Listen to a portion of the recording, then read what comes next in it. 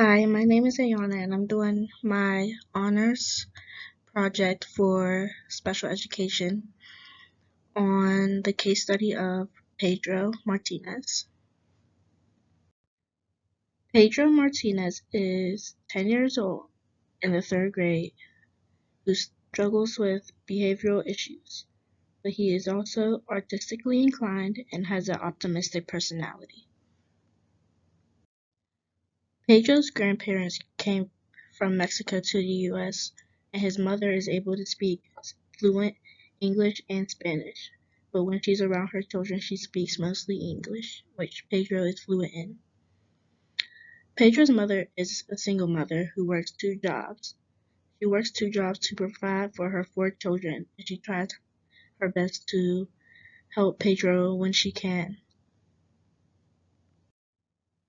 Pedro and his family live in a poor neighborhood in which his mother, like mentioned before, is a hardworking lady and she's too busy working two jobs, but she tries to help when she can.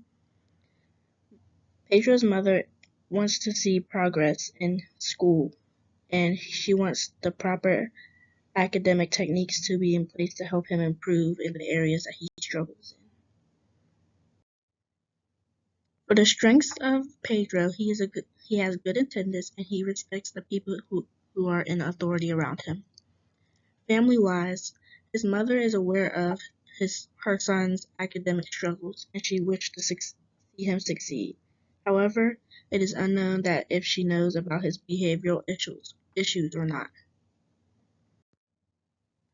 Pedro's present level of academic and functioning performance shows that he is below grade level in literacy. His his scores is either between the end of first grade or the beginning of second grade. He has troubles with word recognition and reading decoding skills. He has a hard time comprehending and understand what the literature is. He is also below grade level in mathematics. His test scores are between first grade and second grade. He struggles with making basic calculations and he cannot connect math to real world concepts. He also has, with his behavioral struggles, he seeks attention from others and the teacher and is a constant distraction in class. He cannot pay attention or follow instructions, and he has vocal behavioral problems such as using profanity, and he also has physical behavioral problems. He throws objects like books and pencils around the classroom. Pedro has been identified with having specific learning disability. He has learning issues in reading comprehension, math calculations, problem solving, and written expressions. He also has a slow rate of acquisition and poor rate of retention. Slow rate of acquisition means that he has a hard time learning new skills, and the poor rate of retention means he has bad memory skills.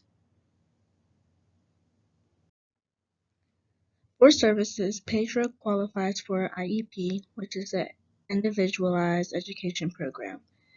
For these qualifications, he does have SLD, cognitive challenges, and he struggles with many other areas of the curriculum. With this, an UDO will be established from the IEP team, and in this establishment, it will have lesson plans that cater to Pedro's needs and learning style. As for inclusive strategies, Pedro was placed in a regular class setting from preschool to grade 2. However, he brought a knife to school, in which placed him into a disciplinary class setting because of this behavioral reason, which is unsafe for the other children around him. For inclusion failures, as mentioned before, when he was placed in regular classes, his behavior prevented him from being in those settings because he sought attention from peers and his teachers. He struggled to pay attention and follow directions, and he used verbal and physical behaviors that were not appropriate for the class setting. For this, he was placed in disciplinary classrooms because of this.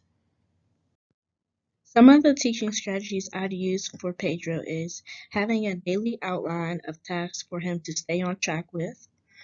I will also have posters around the classroom with rules for constant reminders of how to have classroom courtesy, which will have rules, behavioral expectations, and manners. Another thing that I will have is behavioral charts to monitor class performance, such as punishment for bad behavior and rewards for good behavior. I would also have an IEP made for Pedro. This will include curriculum specific to the educational needs for Pedro, a curriculum that caters to his struggles in reading, comprehension, and math, calculation, problem solving, and expression. The other thing I would have is parent-teacher conferences to update his mother on Pedro's progress and discuss what still needs to be improved and what has been improved. Other strategies I would have is just constantly reminding Pedro to do what he's supposed to do. I would have a specific agenda for him and remind him to write what needs to be done, such as homework or things that just need to be studied when he's not in class. So outside of class, he would look at his agenda with his mother and work on whatever needs to be worked on. I will also have his mother check his school bag daily for his agenda and also to make sure that he's not bringing anything inappropriate into the school. I would also have a seating arrangement in a distraction-free zone, mainly in front of the class or next to the teacher's desk, so I can make sure that he's focused and staying on task. Lastly, if there's any misunderstood lessons that he's having trouble with, I would try to work one-on-one with him to make sure that he's comprehending everything smoothly and just getting all the information that he needs to succeed in that class. Questions that I will keep in mind is what the dynamics of the homeschool partnership is. I know the mother is very busy and really doesn't have time to speak to professionals to get help for her son's academics, but I would just try to make sure that she finds the time to speak to them so that she can work with the educator as well as the IEP team to talk about what her son needs to be doing to get back on the educational path for success. And the second question regarding the home situation, I would ask if he has older siblings and maybe he's mimicking their behavior at school due to their behavior at home. And if they use profanity, maybe just watch what they talk about around him because he's repeating what he hears at home. Also, for Pedro seeking attention in class, I would make sure that he gets the proper attention when he's in school and make sure that he does get the attention that he needs at home as well. Just to sum up everything that has been mentioned, Pedro is in third grade and he suffers from SLD in literacy and mathematics. He has been placed in disciplinary classrooms due to behavioral issues. What is expected by the end of his third grade year is to have been improved in literacy and math skills, behavioral skills, and listening skills. With these improvements, I would use Pedro's artistic abilities to show his understanding in stories, making sure that he can draw what he knows what's going on in the story. And with mathematical problems, I would use illustrations to show how to solve a problem.